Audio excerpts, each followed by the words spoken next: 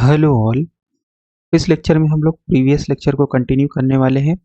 Previous lecture में हम लोगों ने क्या क्या किया? प्रीवियस लेक्चर में बेसिकली हम एक प्रॉब्लम को सॉल्व कर रहे हैं जो कि है star effect in excited state.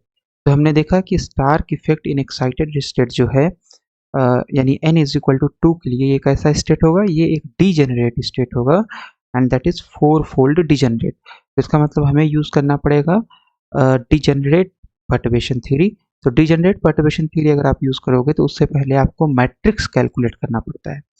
Okay, तो ये हमने मैट्रिक्स कैलकुलेट किया है ना।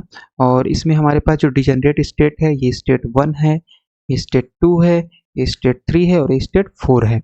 Okay, and these are eigen values. Eigen values क्या होगी? इन सारे स्टेट के लिए आइगन वैल्यूज सेम होगी, इसीलिए इसको हम बोलते हैं डिजेनरेट आइगन स्टेट। ओके, एक आइगन वैल्यू के corresponding different different eigen states होंगे।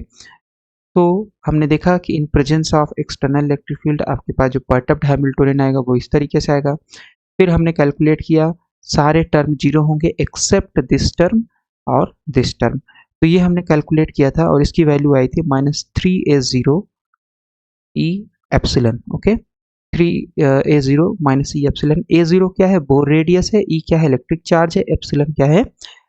इलेक्ट्रिक फील्ड का मैग्नीट्यूड है। तो ये हमारे पास मैट्रिक्स आ गया। अब इस मैट्रिक्स का हमें निकालना है आइगन वैल्यू और आइगन वेक्टर, वही हमारा फाइनल रिजल्ट होगा। तो सबसे पहले अगर हम कंसीडर करें हमें आइगन वैल्यू निकालना है, तो आइगन वैल्यू निकालने के लिए लेट आइगन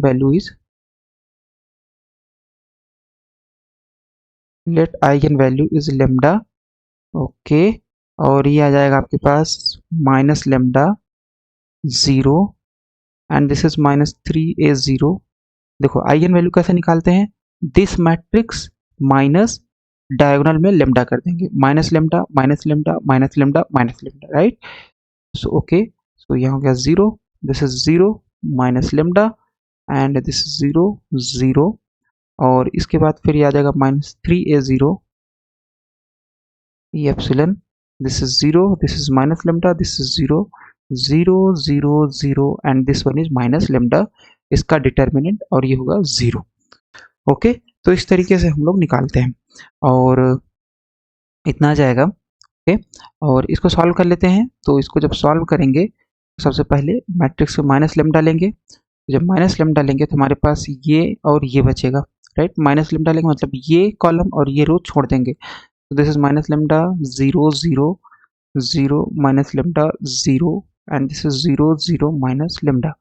ओके, फिर आप 0 लोगे, -0 तो ये पूरा 0 हो जाएगा। फिर आप प्लस ये एलिमेंट लोगे तो ये प्लस ये एलिमेंट लोगे तो ये आ जाएगा -3a0 ई, यहाँ पे एप्सिलन होगा, एप्सिलन। ओके, और हमें क्या करना पड़ेगा? ये वाला कॉलम और ये वाला रो छोड़ देना है। So this is 0 -3a0 E epsilon 0 and ये कॉलम छोड़ा, ये रो छोड़ा तो ये हो जाएगा माइनस लेमडा 0।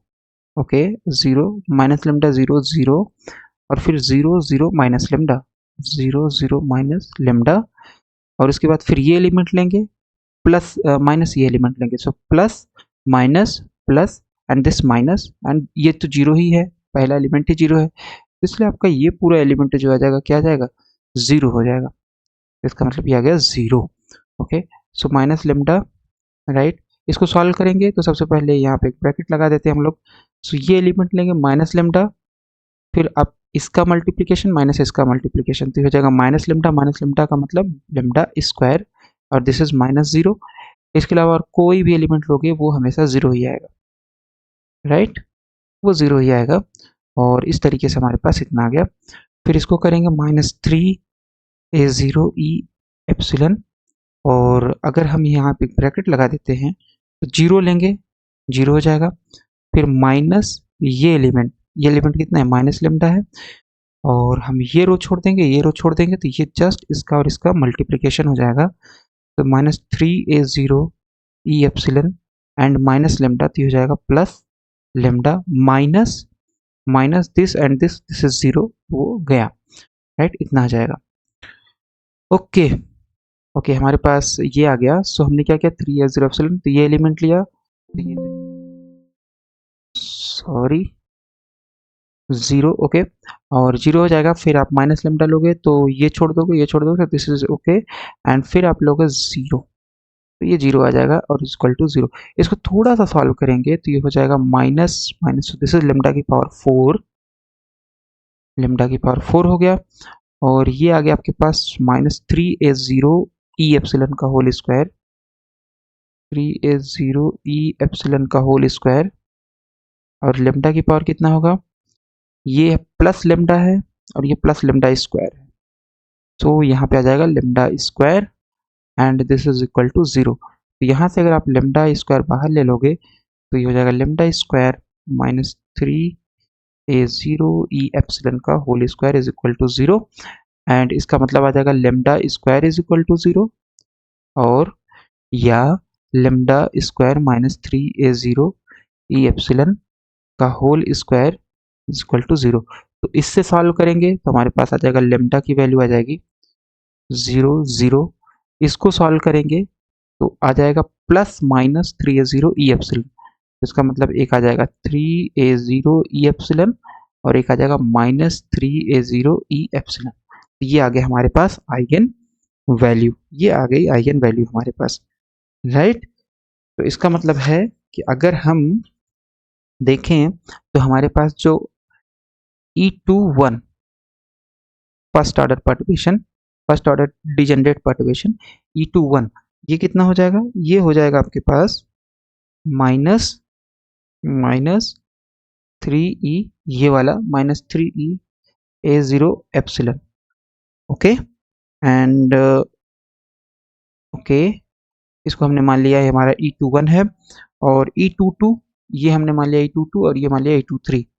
तो E22 first order correction is equal to E23 first order correction, क्योंकि सारा कुछ हम फर्स्ट ऑर्डर में कर रहे हैं, इसकी वैल्यू है 0, और हमारे पास E24, इसको मान लेते हैं E24 है, E24 first order correction is nothing but 3e a0 epsilon, okay, इतना आ जाएगा। तो इसका मतलब है कि आपके पास जो एनर्जी आएगी दैट इज E21,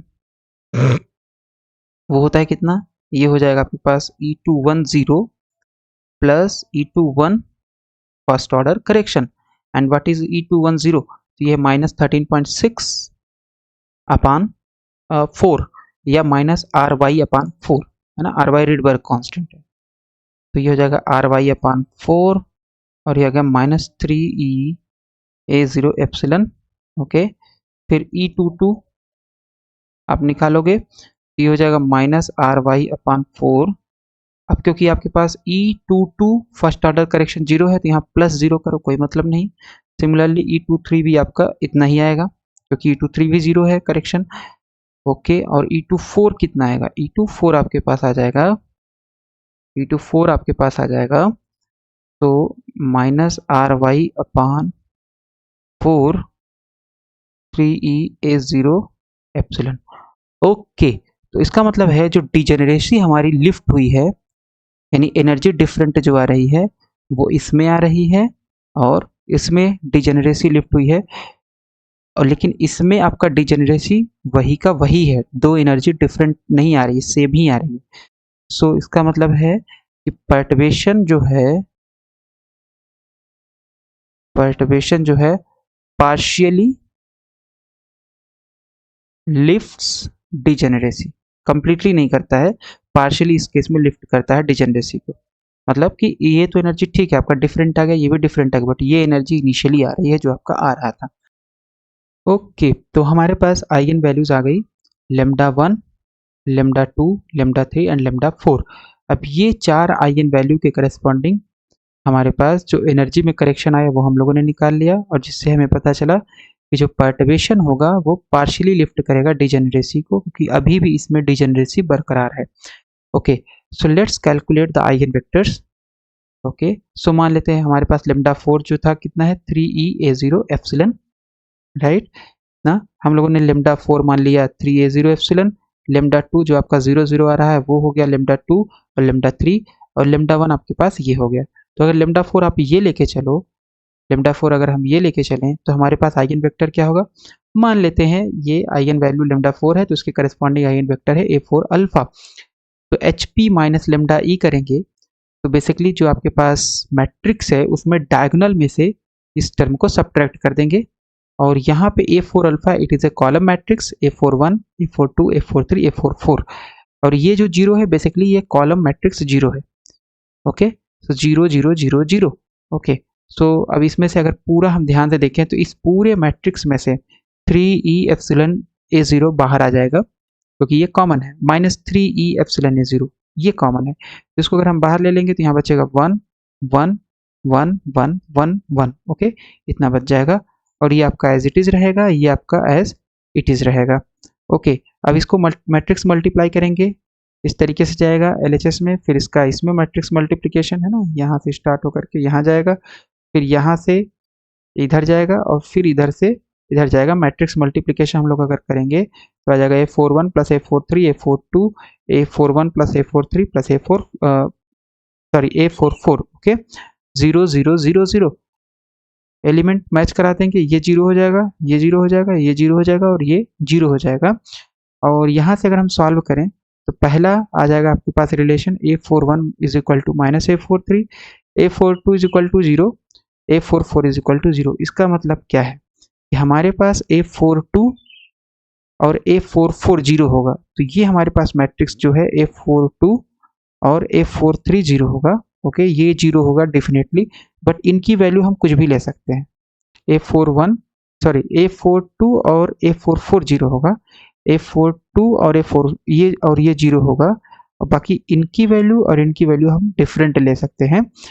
तो अगर हम A41 की वैल्यू 1 ले लें, सपोज इसकी वैल्यू हम 1 ले लें, तो A43 की वैल्यू क्या होगी, -1 हो जाएगी। सो दिस इज 1, ये तो 0 होना ही है, और ये -1 हो जाएगी, और ये तो 0 होगा ही, इतना आ गया। लेकिन अगर हम इसको नॉर्मलाइज करेंगे तो नॉर्मलाइज कैसे करते हैं, 1 अपॉन अंडर रूट इसका स्क्वायर इसका स्क्वायर इसका स्क्वायर इसका स्क्वायर, तो करेंगे तो 1 का स्क्वायर 1 -1 का स्क्वायर 1, तो दैट इज 1 अपॉन √2 आ जाएगा। ओके, तो हमने आइगन वैल्यू, इस आइगन वैल्यू के करस्पॉन्डिंग आइगन वेक्टर्स हमने निकाल लिया। ओके, फिर आइगन वैल्यू आपके पास है 0, और ये आइगन वैल्यू क्या है, लेमडा 2 इज इक्वल टू 0 है, तो उसके corresponding eigen vector A2 alpha हमने मान लिया, और लेमडा 3 आइगन वैल्यू 0 है, तो इसके corresponding eigen vector A3 alpha मान लिया। तो एक के लिए निकालेंगे, और बाकी क्योंकि दोनों ही आइगन वैल्यू 0 है, राइट, तो दूसरे के लिए निकालना आसान हो जाएगा, उसी रिलेशन से ही आ जाएगा बेसिकली। देखते हैं कैसे। तो सबसे पहले मैट्रिक्स जो है आपके पास HP, उसमें डायगोनल में से ये आइगन वैल्यू को घटा दिया जाता है, तो ये डायगोनल क्या है, 0 है, तो 0 ही रहेगा क्योंकि आइगन वैल्यू 0 है। और मान लेते हैं आइगन वेक्टर आपके पास है A21 A22 A23 A24, और ये आ गया कॉलम 0 मैट्रिक्स आ गया, राइट। ओके, अब इसमें से ये पूरा टर्म कॉमन है, तो इसको बाहर ले लेते हैं और 0 कर देंगे, तो आ जाएगा 0 0 1 0, यहाँ पे 1 बचेगा, बाकी और 0 है ही। फिर मैट्रिक्स मल्टीप्लिकेशन करेंगे LHS का, तो इतना आ जाएगा। ओके, और फिर आपके पास ये आ गया 0, तो ये अब कंपेयर कर देंगे इसको इसके साथ, इसको इसके साथ, इसको इसके साथ, इसको इसके साथ, तो हमारे पास आ गया A23 A21 is equal to 0। Okay, similarly अगर आप लेमडा 3 के लिए करोगे तो सेम ही रिलेशन आएगा, सेम इसी तरीके से हम लोग करेंगे। A33 यहाँ ले लेंगे, फिर ये तो यही रहेगा, इसमें कोई चेंज होने वाला नहीं है, सब कुछ करेंगे तो इस तरीके से एक रिलेशन, यहाँ पे 2 है तो यहाँ 3 3 हो जाएगा, यहाँ 3 1 हो जाएगा, और निकालेंगे तो हमारे पास जैसे A23 और A21 0 आया है उसी तरीके से आ जाएगा A33 और A31 0 होगा।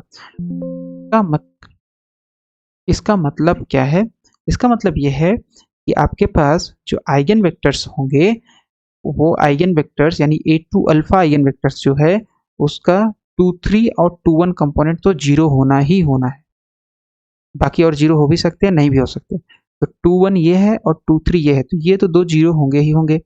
बाकी बचा कौन कौन सा, A22 और A24। तो A22 और A24 में कोई भी रिलेशन नहीं है, वो आर्बिट्रेरी है, तो हमने क्या माना है, अपनी सुविधा के लिए हमने मान लिया कि A22 हमारे पास 1 है और A24 0 है। A22 1 मान लिया है, A24 0 मान लिया। ओके, आते हैं A3 अल्फा। A3 अल्फा में A31 आपका 0 होगा और A33 आपका 0 होगा, तो ये और ये तो डेफिनेटली 0 होंगे, बट A32 और A34 ये आर्बिट्रेरी हैं, तो हम लोग ने क्या मान लिया, A32 मान लिया 0 और A34 मान लिया 1, है ना। जैसे इसमें 1 0 माना था तो यहाँ 0 1 मान लेंगे, क्योंकि अगर इसको 1 इसको 0 मानेंगे तो ये सेम आइगन वेक्टर्स हो जाएंगे। ओके, क्योंकि हमें डिफरेंट आइगन वेक्टर्स लेना है। ओके, फिर आइगन वैल्यू एक और बची हुई है लास्ट, जो कि है λ1 is equal to -3e(a0 epsilon).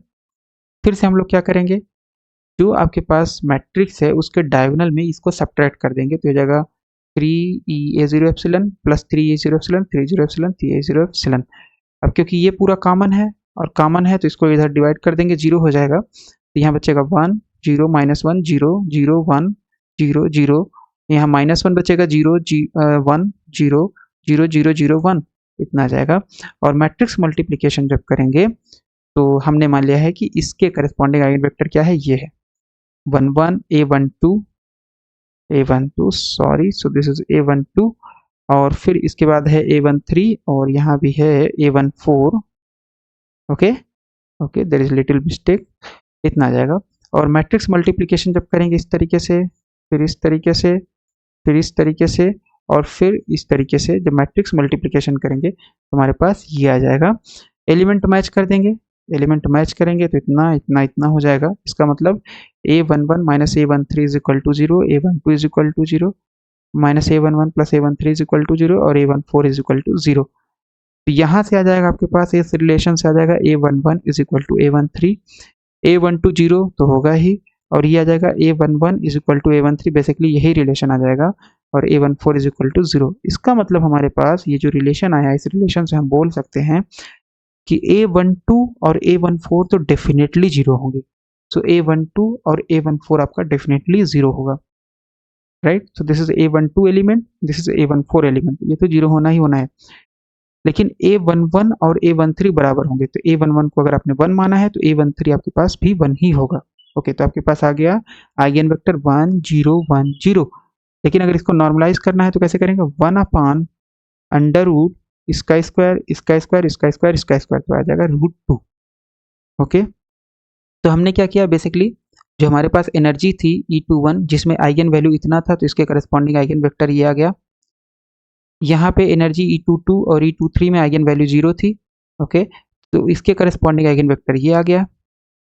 और E24 जो है उसमें जो आइगन वैल्यू +3e एप्सिलॉन 0 था, इसके करस्पॉन्डिंग आइगन वेक्टर आ गया आपके पास 4 एप्सिलॉन 1/√2 10 -1 0। ओके, इतनी वैल्यू आ गई हमारे पास। Perfect. Okay, so let's calculate the zero order wave function. तो जीरो ऑर्डर वेव फंक्शन कैसे निकलता है, उसके लिए फार्मूला होता है आपके पास psi N beta is equal to A beta alpha, psi N beta is equal to A beta alpha pi N alpha. तो अगर आप E21 एनर्जी के लिए वेव फंक्शन निकालोगे तो क्या आएगा, साई एन वन, यहाँ 1 लोगे तो यहाँ भी 1 हो जाएगा, A1 alpha pi N alpha, A1 alpha pi N alpha. Alpha कहाँ से कहाँ तक जाएगा, 1 से लेकर के 4 तक जाएगा। लेकिन आपको पता है कि A1 अल्फा में नॉन जीरो कौन कौन सा है, A11 है और A13 है, तो ये हो जाएगा नॉन जीरो एलिमेंट A11 पाई n1, A13 पाई n3। A11 की वैल्यू है 1/√2, ओके, और A13 की भी वैल्यू कितनी है, 1/√2। और फाई n1 हमारे पास कितना हमने माना है, kT1, और kT1 की वैल्यू कितनी माने थे प्रीवियस लेक्चर में 200। फाई n2 हमारे पास है kT2, और इसका जो हमने वैल्यू माना था प्रीवियस लेक्चर में 211। फाई n3 kT3, इसकी वैल्यू थी 210। फाई n4 ये था kT4 और इसकी वैल्यू थी 21 - 1। ओके, तो यहाँ पे रख देंगे kT1 की वैल्यू 200, kT3 की वैल्यू 210, तो ये हमारे पास आ गया साई n1 की वैल्यू इतनी। E22 के लिए जब निकालेंगे तो हमारे पास ये आ जाएगा केट साई n2, और यहाँ जाएगा 2 अल्फा और ये हो जाएगा फाई n अल्फा, समेशन होगा अल्फा के ऊपर। तो अब A2 अल्फा में अगर हम देखें कौन नॉन जीरो है, दैट इज A22, है ना, ये 21 है, ये 22 23 24, A22 नॉन जीरो है, ये जस्ट आपका हो जाएगा A22 और फाई n2, अदर टर्म 0 हो जाएंगे। तो A22 की value 1 and what is kT2, 211। Okay, फिर E23 आपके पास है साई n3, यह आ जाएगा A3 alpha phi n alpha. अब A3 अल्फा में जो नॉन जीरो टर्म है A3 अल्फा में नॉन जीरो टर्म है वो है A34। कौन सा है? A34। तो A34 नॉन जीरो होगा एंड ये आ जाएगा KET4। A34 का वैल्यू है 1, इसका वैल्यू 1 है और KET4 की वैल्यू है 2 1 माइनस 1, है ना। KET4 ये है आपके पास 2 1 माइनस 1। फिर E24 ये हो जाएगा Psi-N4 A4 alpha phi N alpha. अब A4 अल्फा में नॉन जीरो कौन सा है? फिर से देखते हैं बैक। A4 अल्फा में नॉन जीरो है A41 और A43। A41 और A43 तो ये आ जाएगा A41 नॉन जीरो और A43 नॉन जीरो। जैसे आप A41 लोगे तो यहाँ KET1 हो जाएगा, A43 लोगे तो KET3 हो जाएगा। KET1 की वैल्यू है 200 और KET3 की वैल्यू है 210। A43 की वैल्यू है -1/√2, A41 की वैल्यू 1/√2 और इसको सॉल्व कर लेंगे तो इस तरीके से हमारे पास जीरो ऑर्डर वेव फंक्शन आ गया और first order correction in energy आ गया यूजिंग डिजेनरेट पर्टर्बेशन थ्योरी।